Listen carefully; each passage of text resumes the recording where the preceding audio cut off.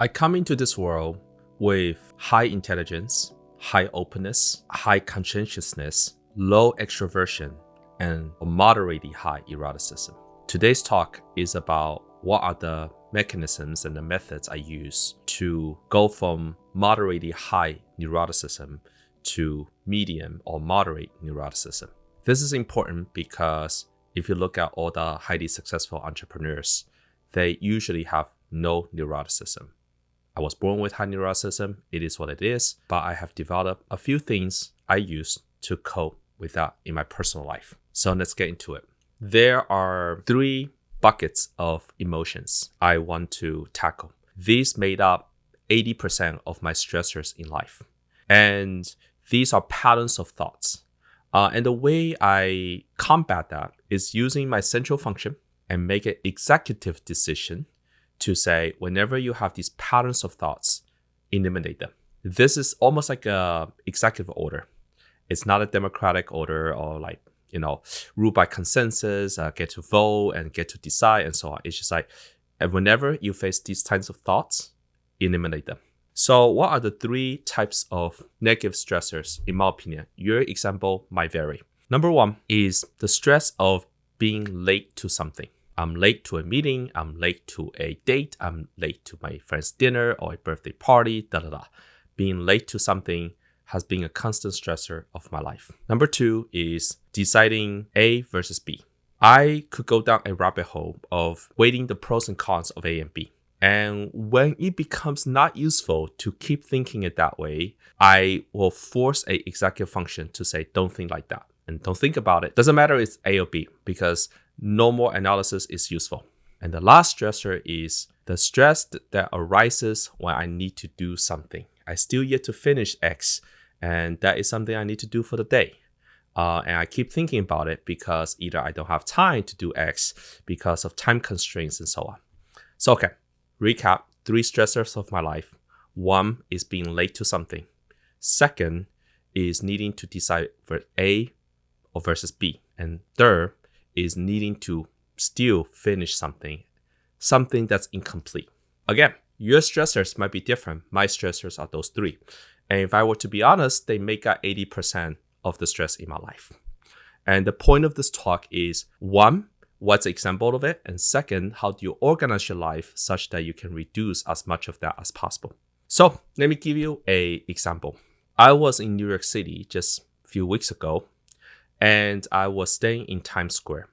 And I need to go from Times Square to JFK Airport. I structure my life in such a way that I wake up at 6:20 Pacific time, and in New York, that's 9:20 Eastern time. And my flight is around 4 o'clock. And so I need to leave the airport by 1 or 2. It also turned out that I have 2 meetings in the morning. And so I basically only have 3 hours to do everything. As you can see, the one stress in my life, particular to me, is I'm constantly worried about being late to the flight, to the airport, to the meeting. So I need to get ready, basically finish everything by 12. But as soon as I know, okay, that's a stress of my life, I'm going to structure my day such that I can avoid, this is no longer an equation on my stress superset. That's one example, but there are other examples in which my dinner is at 6 o'clock and I will try to arrive by 5:45 or 5:30 such that it end up being 6 o'clock anyway because I tend to be a little bit late. And what happened is during the 12 o'clock time, when I look at the fares to go to the JFK airport from Times Square, it was really expensive. It was $120 for the trip. And Subway was only, $12 or so. I actually did not know what Subway would end up costing. And so I could have gone down this neatness rabbit hole of calculating the price difference and then looking at the price differential and looking at whether I will make it on time. As you can see now, stress number 2 and stress number 1 are not conflicting with each other. If I take the Subway, it is cheaper. I technically use company's money, so it doesn't really matter. But I want to save some company. I hate paying for an expensive fare. But if I take the Subway, I could be late. You see what I'm saying? And so it's conflict with each other. If I take option 2, which is taking the Uber, then it's really expensive. I feel like it's such a ripoff. This is a little bit complicated of a video, as you can see. I get into this kind of a rabbit hole. I know that is always something I keep evaluating. I'm trying to optimize, and that is a source of my stress. So I said, this is an endless debate. I'm just gonna pick one, and I end up picking the Subway.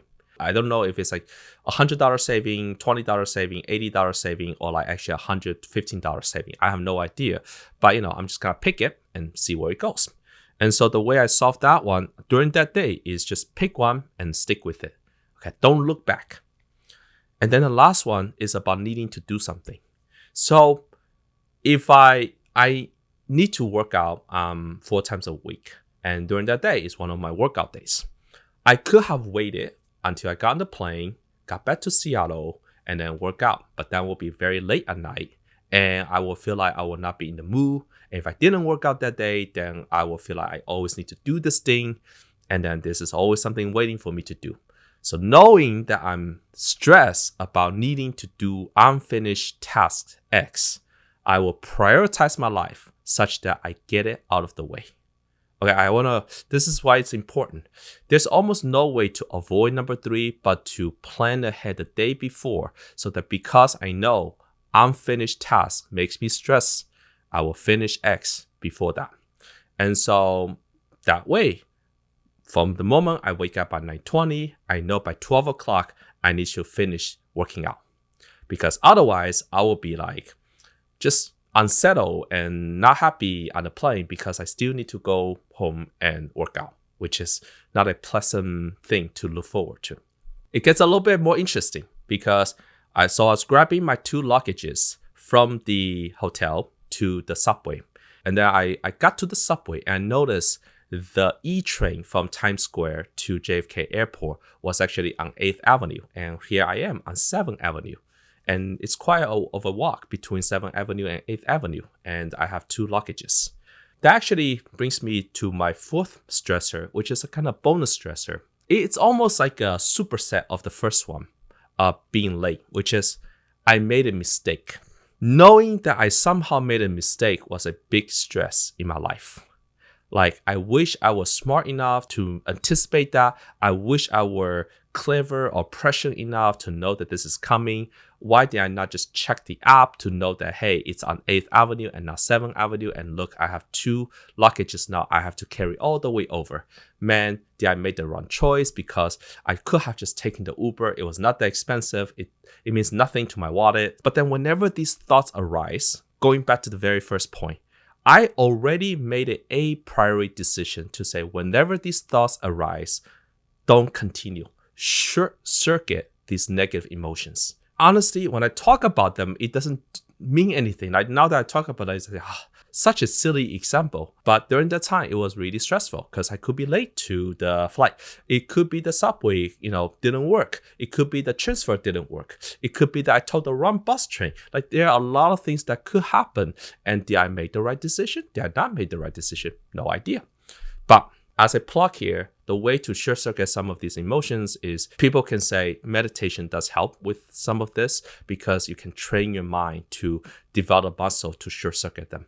But initially, you just have to be I'm using my conscientiousness to reduce my neuroticism, if that makes sense. I always knew I have high discipline. So I'm using my high discipline ability to create a structure such that I can reduce my neuroticism. So on that example, I made it to the flight and I have 45 minutes to spare and everything actually goes well. It also turned out that the JFK subway route was very stupid, where you pay $2.75 for the subway, but then there's the air train that was like $9 and something cents, so it became like $12 total or $13 total, and the Uber or Lyft was $115, so I saved about $100.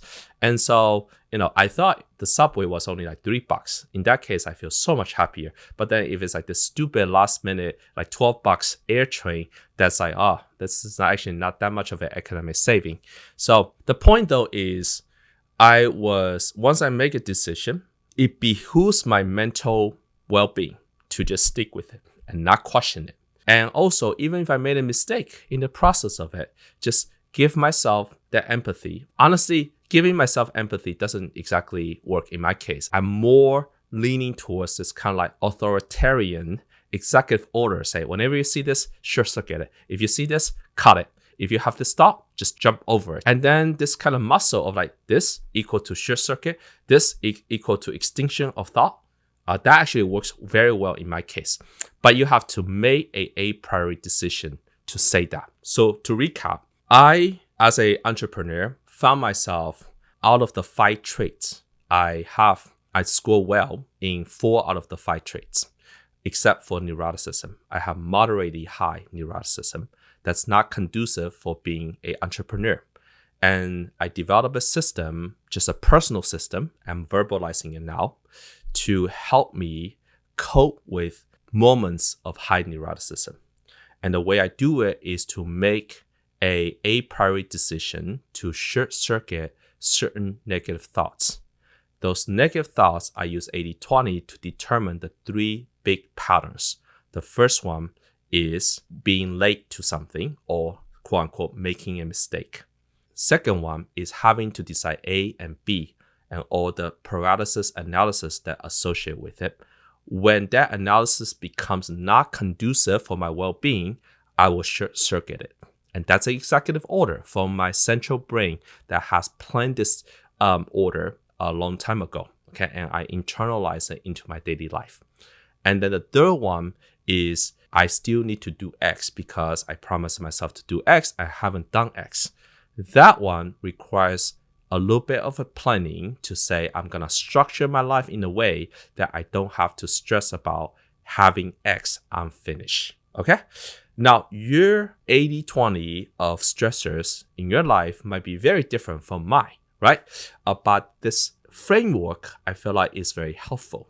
Is you sit down, you list out the things that cause you most stress, and then you try to use this short circuit methodology to say, thought X arises, kill it.